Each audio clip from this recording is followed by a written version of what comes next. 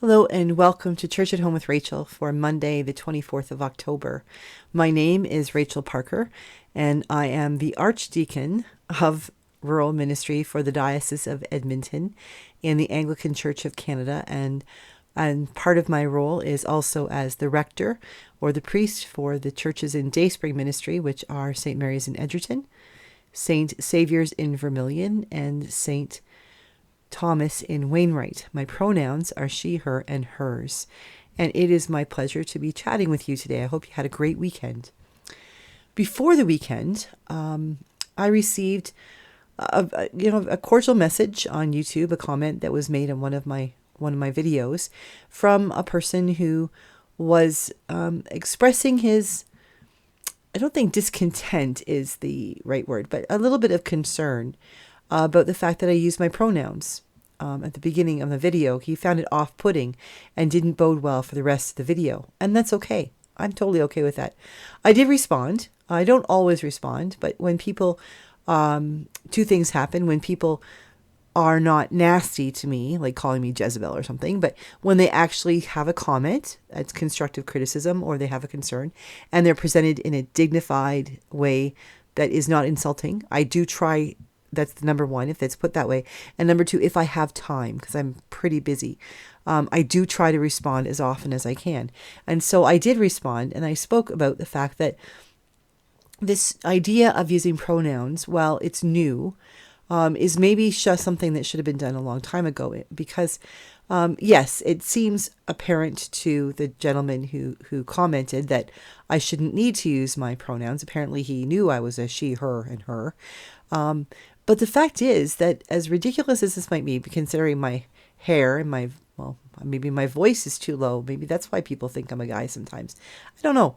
But quite often in the past, and more so lately, like especially since we've sort of been moving into an atmosphere of being aware of people for who they are and who they present themselves to be, I've noticed I've been called sir a lot.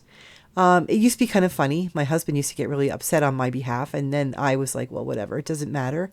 But lately it's starting to bother me a lot more. It's becoming an annoyance, and at times really quite disturbing, because generally speaking, if somebody calls me sir and they haven't even looked at me, they're just being rude. And whatever, I don't care. But when someone has actually had a conversation with me, or has been sitting, like, looking at me, and still calls me sir, I'm taking it a little bit more personally. And that has actually been a good thing for me in my understanding of how people who do have concerns about how they are seen and how people perceive them as who they present themselves to be, who they understand themselves to be.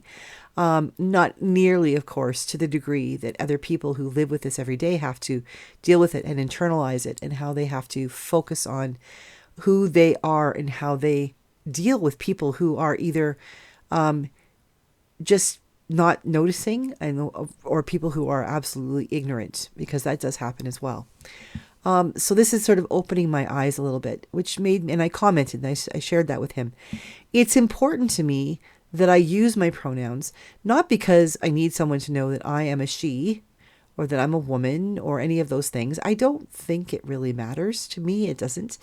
I would much prefer to be treated as a person than I would to be treated as a woman. I think there's a difference sometimes. There are times it's great, as a lady, to have the door opened for me, or have someone take my elbow as I'm going up some stairs or something. As long as it's not being patriarchal or condescending, there's something genteel about that, which I appreciate. But for the most part, I just want to be seen as a person. As this person commented, we are all children of God, and we should be accepted as such, and we should accept others as such. Absolutely, that's true. We are not there yet. We are not in a place in society where every person treats every other person as a child of God exactly as they are, or every person feels like they've been treated as a child of God exactly as they are. So there we go. That's why I do that. I do it because I acknowledge we're not there yet. Maybe someday it won't be necessary. Maybe someday we'll all be back to where we used to be, in that we didn't start off by pronouncing our pronouns, but not because it's not important, but because we become so far along we don't need to anymore. I dream of that day. It was interesting because I just came from our diocesan meetings that meet every couple of years. All of the churches, all of the Anglican churches in our diocese and area get together to talk about the business of the church and who we are called to be, who is God calling us to be, in this case, in the area around Edmonton. And part of that was very exciting for me because on Friday evening we had a big church service, and I got to wear a fancy cope. It's like a cloak sort of over my vestments, and it had wheat on it, which was appropriate because I was collated and installed. I have my own chair. The saints for my chair are Saints Isidore and Maria, who are the patron saints of rural ministries and farming, and they were a husband and wife team who have both been sainted, canonized. So it's really, for me, it's very important that they are my saints, and I'm glad to sit in that chair at the cathedral. But the next day at Synod, we took care of business, fixing the canons and constitution, things like that. But we also handled a couple of 4 significant motions that dealt with the way we are as church. One of them was around reparations with our Indigenous population.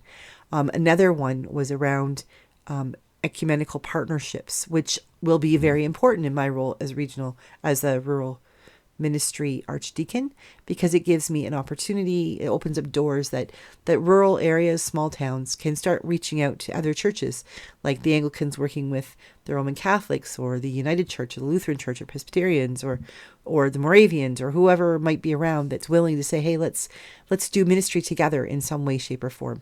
How can we continue to work together? And I think there are many of you out there who would say, well, it's about time.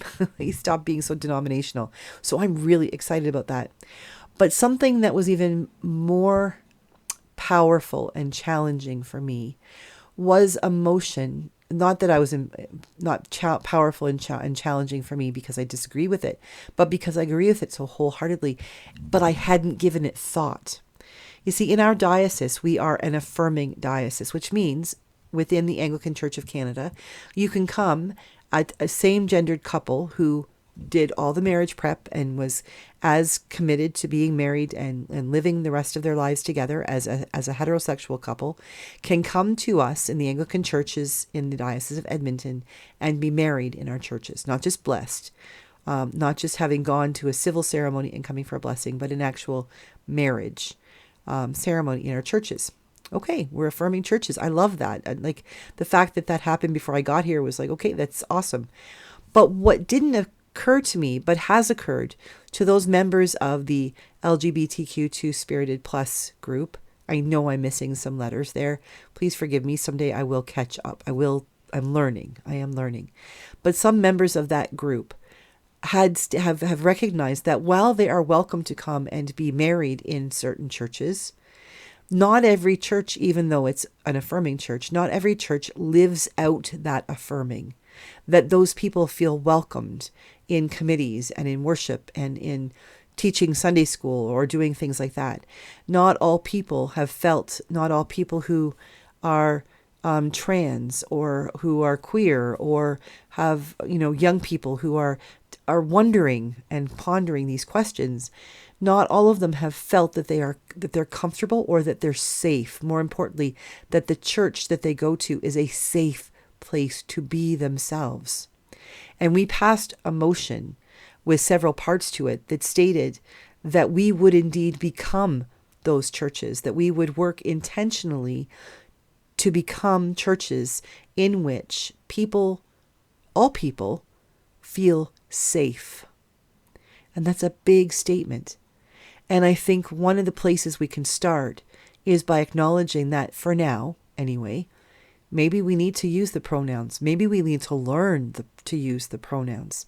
So I am proudly Rachel Louise Parker, Rector of Dayspring Ministry, Archdeacon of Rural Ministry for the Diocese of Alberta, the Venerable Rachel Parker. That sounds so funny. And my pronouns are her, she, and she. She, her, and hers. See, I'm still learning. She, her, and hers. And I hope that you too will understand and realize that you may not need to use your pronouns, But for the time being, maybe other people need you to, so that they know that they're safe as well. Because it's those safe conversations that save lives. It's the safe conversations in spaces that grow relationships. It's those safe places, those safe conversations, those safe sense of I can be myself, in which people truly come to know and understand that whoever they are and whatever their expression of identity might be, they too are simply children of God. So, I'm signing off with that challenge that if you aren't already pondering using your pronouns, maybe practice looking in the mirror and saying them, so that if you ever get to a position where you feel like, you know what, it would be the safe thing to do, that you're not tripping over your tongue like I am every time I try to say my pronouns are she, her, and hers. Have a great day, and I will see you again tomorrow for Church at Home with Rachel.